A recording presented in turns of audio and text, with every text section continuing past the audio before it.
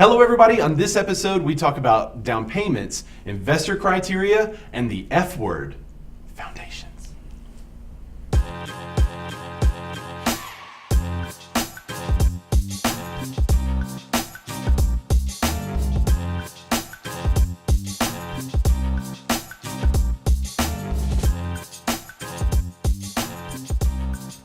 Hello everybody, this is Ray and welcome back to the Real Q&A show. It seems like it's been forever since we released an episode, so I'm real happy to continue it and do it today. Today we have a very special guest, Justin Buck with Habitat for Humanity. Say hi, Justin. Hey guys. So tell us a little bit about who you are and what you guys do in our community.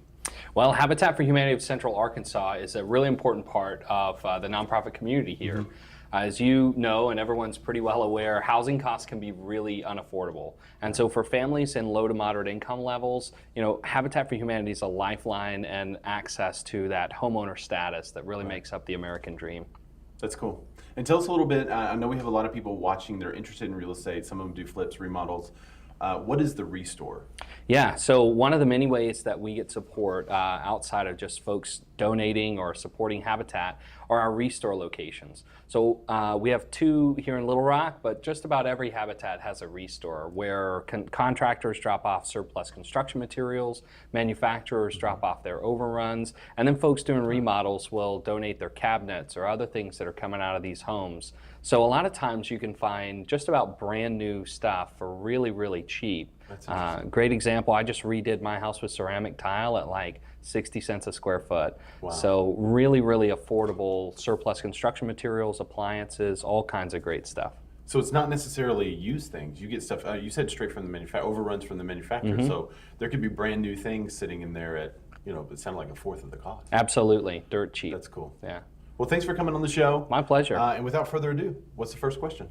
Our first question, freelance app developer and web designer Chris Brocious asked on Facebook, if the appraiser and an inspector's job are both to guarantee the structural integrity of a house, what differs between them and their job? That's a great question. So to understand better the answer to this question, we'll kind of go into their job specifically. So the appraiser's job is really to check the value for the bank.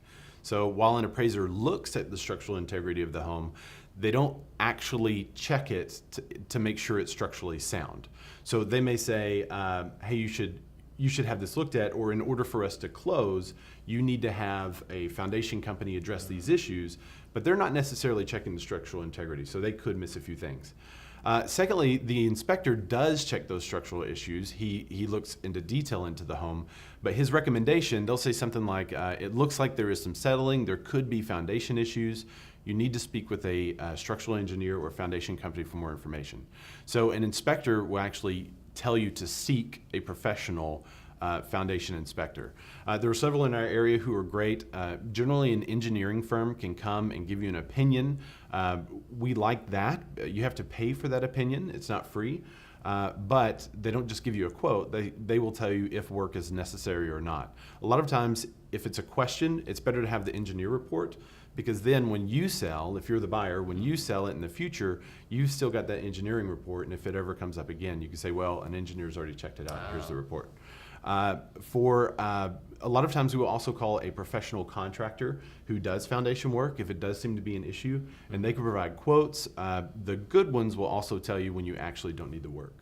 Gotcha. So while an inspector and an appraiser both will check the foundation, they check it differently. One wants to secure the investment for the bank.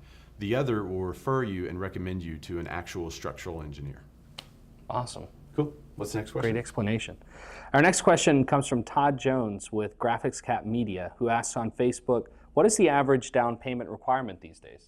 The average down payment, so you can put as much money down as you want, right? The average down payment that we're seeing most often, there are still a lot of FHA loans. Those require 3.5% down.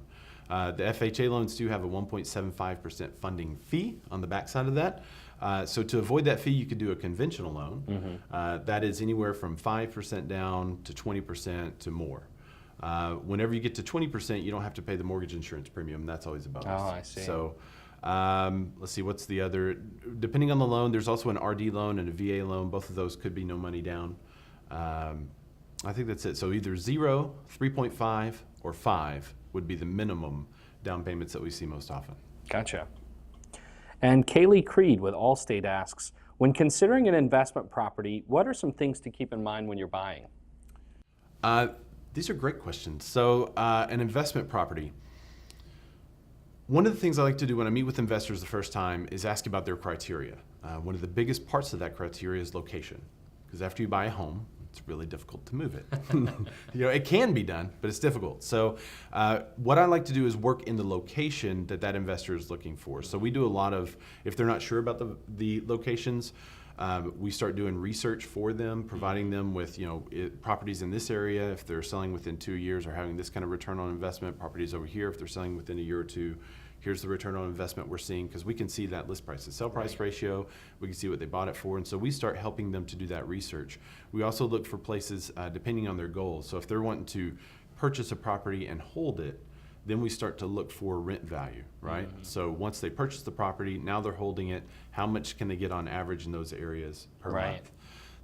If they're looking to flip it, then we try to look and see how many buyers are looking in these areas. So we try to look for the real popular areas of the city, and you essentially buy the worst home and flip it. I know some Dave Ramsey fans probably know that old strategy.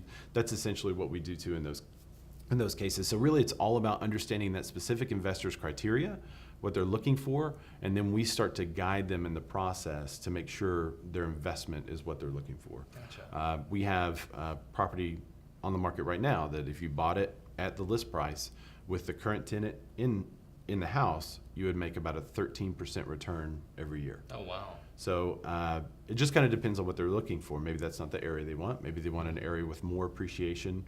In general, if you buy a house in an area with more appreciation, you will have a lower rent return, because it's going to be a nicer house, so you're going to pay more for it up front. So your ROI on your rent is lower. However, your annual appreciation is really great.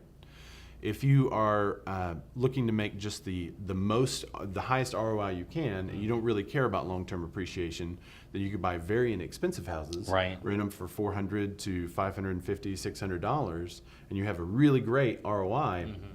But generally, when those tenants move out, there's a lot to do to fix it. Sure. So again, it all comes back to the criteria and investment criteria for that investor.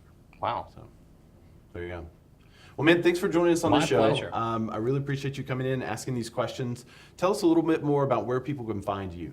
Yeah, so to learn more about Habitat for Humanity here in Central Arkansas, you can go to habitatcentralar.org, or you can search on just about every social media channel, Facebook, Instagram, Twitter, and see what we're up to. One of the really cool places you can catch us coming up is in September. We do our huge Restore and After Bash. So, cool. Folks come in and redo pieces from the Restore. We auction it off at this event, and it all goes back to support affordable housing for hardworking families in our community.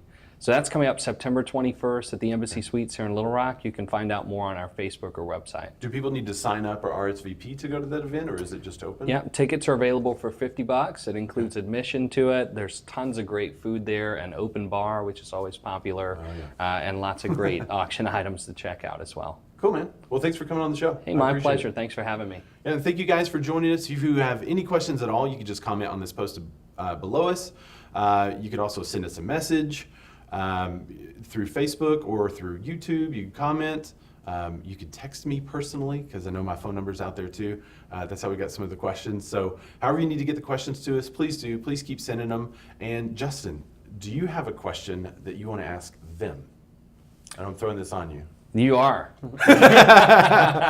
What do you want to know from it could be anything. Well, kind of my question I would ask just about anybody is, wouldn't it be great to live in a world where everybody had a safe, affordable place to live?